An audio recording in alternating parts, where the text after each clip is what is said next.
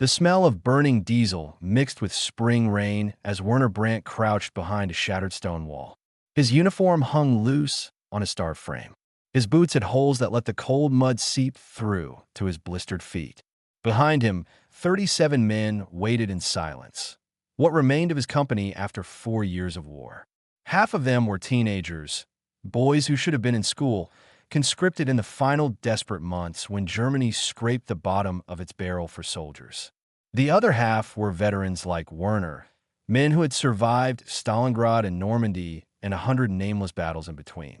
Now, they huddled in a forest near the Elbe River with empty rifles and hollow eyes, listening to the thunder of American artillery grow closer with each passing hour. Werner had been a soldier since 1941. He remembered the early days when victory seemed certain, when the Wehrmacht swept across Europe like an unstoppable tide. Those days felt like another lifetime. Now, in late April 1945, the Third Reich was collapsing. The Soviets pressed from the east. The Americans and British closed from the west. Berlin itself was under siege. The war was lost. Everyone knew it. But knowing and accepting were different things. A hand grabbed Werner's shoulder. He turned to find Klaus, a 16-year-old conscript from Hamburg, staring at him with wild eyes. The boy's face was pale. His hands trembled. Werner had watched Klaus for days now, worried about the darkness that seemed to consume him. The boy had seen too much death too quickly. His mind was cracking under the weight of it. "I won't be taken alive," Klaus whispered. His right hand moved to his belt where Werner noticed a bulge beneath his jacket. A grenade. The boy had hidden a grenade. "The Americans will torture us. They will execute us." Goebbels said. "Goebbels is a liar," Werner interrupted, keeping his voice low so the others would not hear. "Everything they told us was lies. The Americans are not monsters. They're soldiers like us. They want to go home to their families, just like we do." He did not know if this was true. He hoped it was true, but he spoke with confidence because Klaus needed to believe in something other than death. The scout returned, crawling through the underbrush with mud streaking his face. The news was grim. American tanks were less than 2 kilometers away. Sherman tanks, dozens of them supported by infantry. The Americans were moving slowly, cautiously, clearing each pocket of resistance. They would reach this position within 30 minutes. The veterans gathered around Werner. Hauptmann Muller, a decorated officer with iron crosses on his chest, spoke first. His voice was bitter. "I will not surrender to the Americans. They burned my home.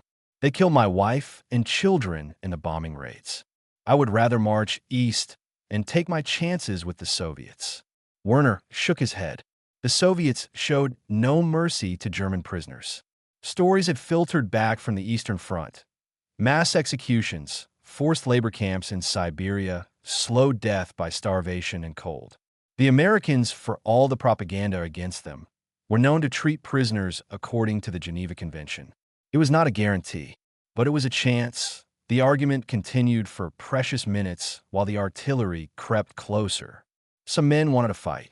Others wanted to scatter into the forest and try to reach home on foot. The teenagers stood silent, too exhausted and frightened to speak.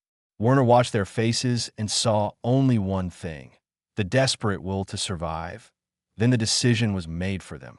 American soldiers appeared at the tree line, rifles raised, moving in tactical formation. A voice shouted in accented German, "Surrender! Hands up! You will not be harmed!" Werner's heart pounded. This was the moment. Life or death balanced on a knife's edge. He reached into his pocket and pulled out a white handkerchief. His mother had given it to him before he left Munich 4 years ago. He held it above his head and stepped forward. An "oh" bullet came. A young American private lowered his rifle and waved them forward. Behind him, more soldiers emerged, their weapons ready but not aimed. Werner turned to his men. "Drop your weapons," he said. "This is our only chance." One by one, the Germans obeyed. Rifles clattered to the mud. Klaus removed the grenade from his belt with shaking hands and placed it on the ground. Muller stood rigid, his jaw clenched, but he too surrendered his sidearm. The war, for them, was over. The Americans searched them quickly, took their weapons, and loaded them into canvas-covered trucks. As the convoy began to move, Werner noticed something strange. The American soldiers were sharing cigarettes with each other. Some were laughing, joking in a language Werner barely understood. They did not look like conquerors or executioners. They looked like tired young men who wanted nothing more than for this nightmare to end. Just like the Germans. Just like everyone caught in the machinery of war. Werner leaned back against the truck's wooden bench and closed his eyes. He did not know where they were taking him. He did not know what would happen next. But for the first time in months, he allowed himself to feel something other than fear. He felt hope.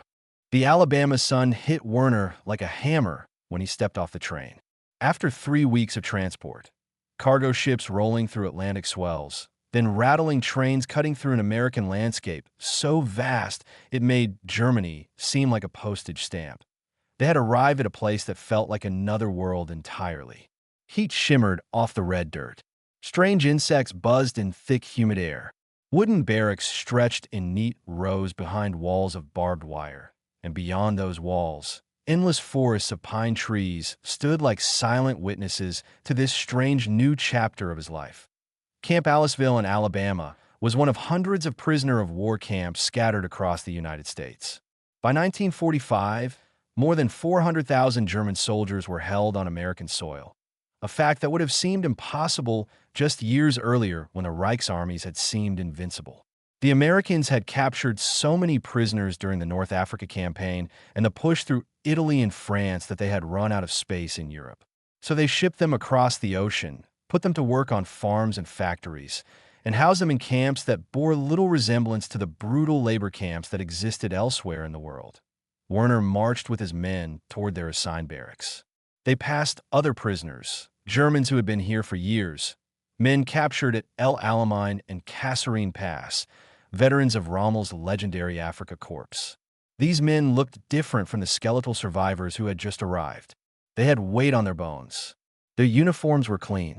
Some even smiled and waved at the newcomers, though others watched with cold, suspicious eyes. The barracks smelled of fresh lumber and floor polish.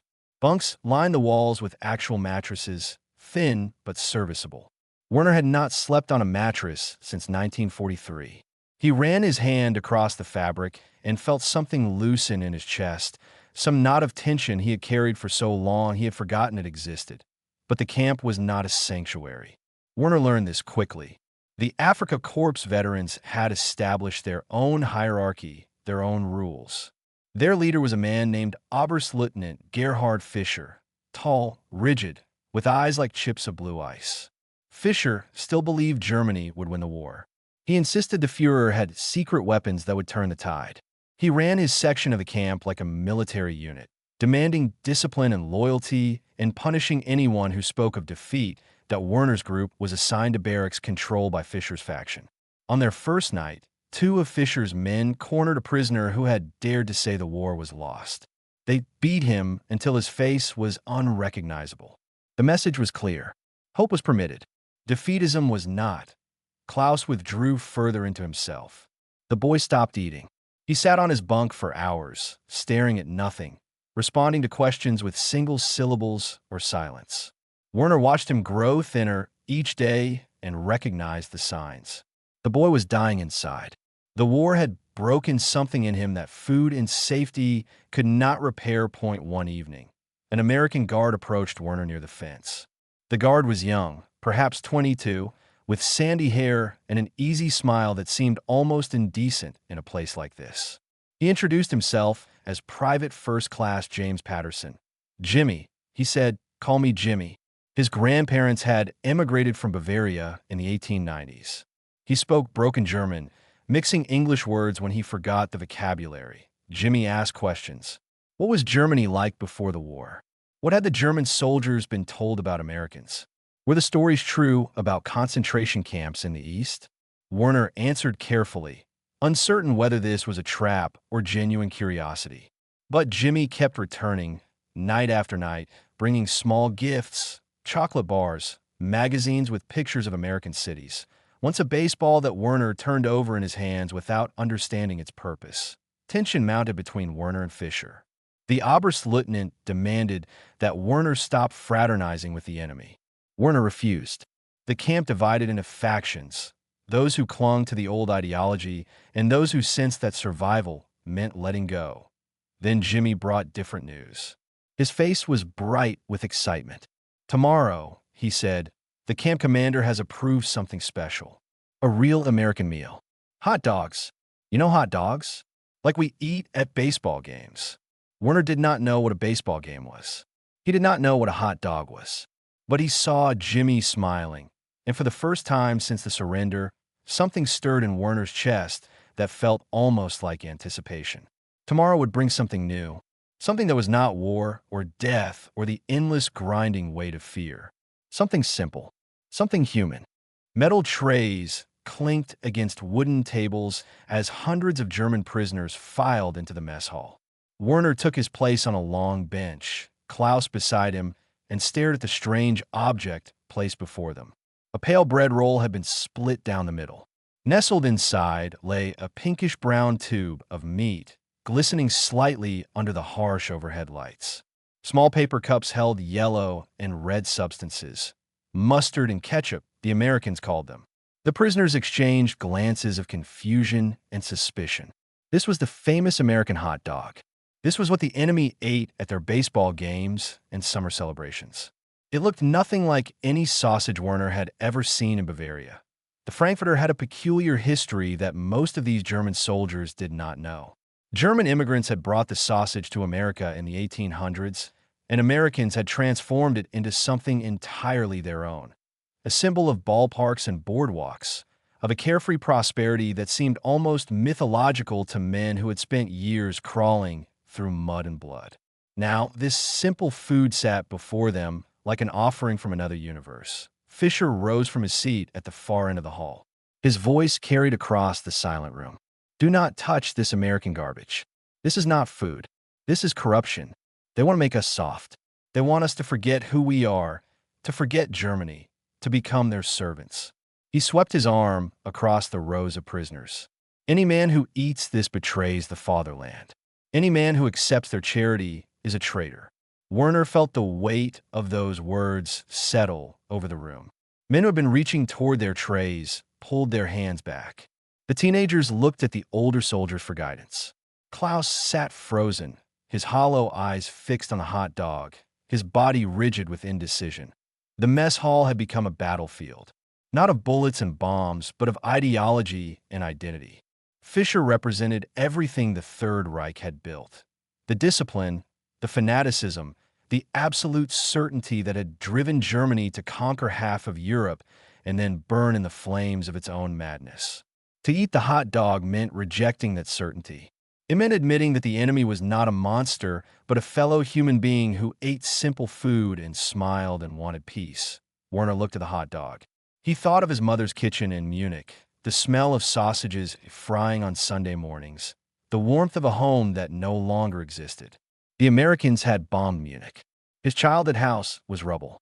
But looking at this strange food, he did not feel hatred. He felt only exhaustion. He was tired of war, tired of ideology, tired of pretending that any of it meant anything when millions lay dead and Europe smoldered in ruins. He picked up the hot dog. The room went silent. Fischer's eyes narrowed to slits of fury. Werner's hands did not shake. He opened one of the small cups and squeezed the yellow mustard onto the meat, just as Jimmy had shown him. Then he raised the hot dog to his lips and took a bite. The taste was simple, salty, smoky, with a slight snap as his teeth broke through the casing. The bread was soft and bland. The mustard added a sharp tang. It was not the best sausage he had ever eaten. It was not the worst. It was ordinary food, the kind of thing a person ate without thinking on a summer afternoon when war was something that happened to other people in other places. Tears welled in Werner's eyes. He did not know why. Perhaps because the act of eating had become something more than nourishment.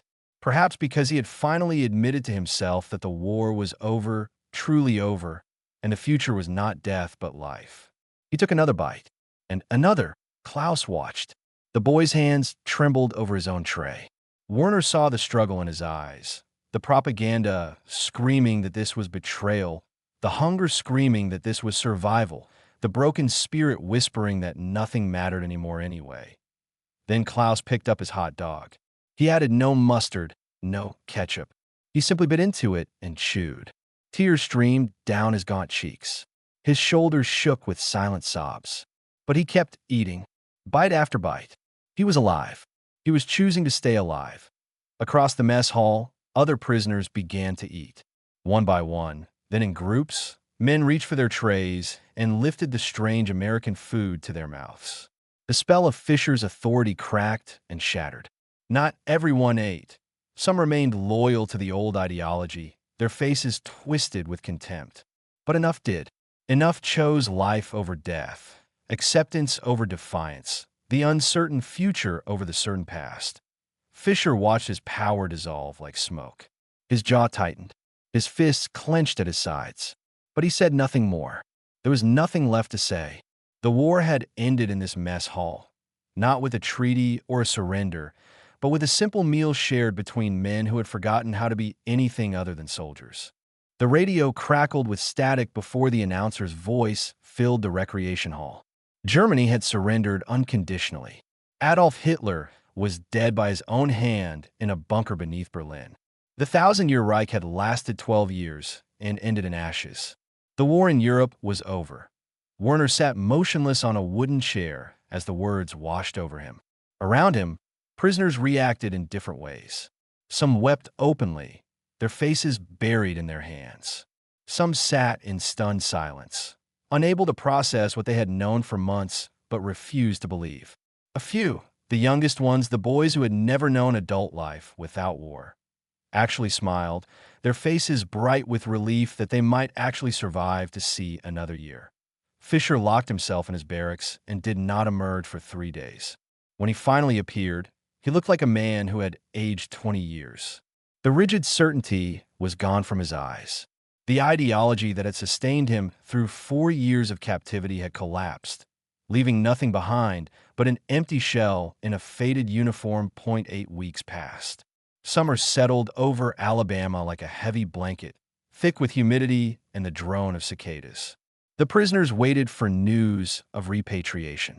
They knew they would be sent home eventually, but home had become an abstract concept. What remained of Germany? The letters that filtered through the Red Cross painted pictures of devastation. Cities reduced to rubble, families scattered across occupation zones, a nation divided between American, British, French, and Soviet control. Werner received his letter on a Tuesday afternoon. His hands trembled as he unfolded the paper. His mother had survived. She was living with distant relatives in a farmhouse near the Austrian border. But his father had died in the bombing of Munich in 1944. His younger brother had fallen on the Eastern Front 6 months before the surrender. Werner read the letter 3 times. He felt the grief move through him like a cold current, but no tears came. He had cried enough. He had nothing left. Klaus had transformed in a month since the hot dog. The boy had gained weight. Color had returned to his cheeks. Werner often saw him playing soccer with other young prisoners on the dusty field between the barracks, laughing at missed kicks, arguing over goals. The darkness that had nearly consumed him had lifted, replaced by something fragile but real, the beginnings of a life that was not defined by death. One evening, Klaus approached Werner near the fence. The boy stood straighter now, his voice steadier than it had been since the surrender. "You saved my life," Klaus said. "Not in the forest. Here, with the hot dog." Werner did not know how to respond. He had simply eaten a piece of food, but he understood what Klaus meant. Sometimes the smallest acts carry the greatest weight. Jimmy brought news that changed everything. The American government was offering some prisoners the chance to stay. Labor programs needed workers. Farms across the South and Midwest were desperate for help. There was a path to citizenship, a chance to start over in a country that had not been bombed into rubble. Werner could leave his past behind. He could become someone new. The offer tempted him more than he wanted to admit.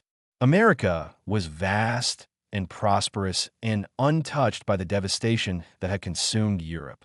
He could disappear into its endless spaces and never look back at the ruins of everything he had known. But something held him back. His mother was alive. Germany needed rebuilding. Running away would mean letting the war define him forever. Not as a soldier, but as a coward who fled when the fighting stopped. Fisher found Werner on his last night in camp. The old officer looked smaller now, diminished, as if defeat had physically shrunk him. "How do you do it?" Fisher asked. "How do you eat and laugh and plan for the future when everything we fought for is destroyed?" Werner considered the question. He thought of the hot dog, of Klaus crying as he ate, of Jimmy's smile and broken German and gifts of chocolate. "Because I'm still alive," he said finally. "And so are you. And that has to mean something. The war is over. What we do next is what matters now." The transport ship waited in the harbor at New Orleans. Werner stood on the dock with hundreds of other prisoners, their faded uniforms patched and mended, their faces turned toward a future none of them could predict. Klaus was there, heading back to Hamburg to search for whatever family remained. Jimmy had come to say goodbye. The American soldier shook Werner's hand firmly. "Maybe you'll come back someday," Jimmy said. "We got a lot more than hot dogs." Werner smiled. A real smile, the first one that had felt natural in years. "Maybe I will." He boarded the ship. The American coast shrank behind him, dissolving into haze and memory. Ahead lay the wreckage of Europe, the grief of loss, the impossible task of rebuilding a shattered continent. But also something else, a future that belonged to him, a choice about who he would become. The war had taken everything, but it had not taken this. The simple, stubborn will to live, to hope, to eat a strange piece of food offered by a former enemy and find in that small act the courage to begin again.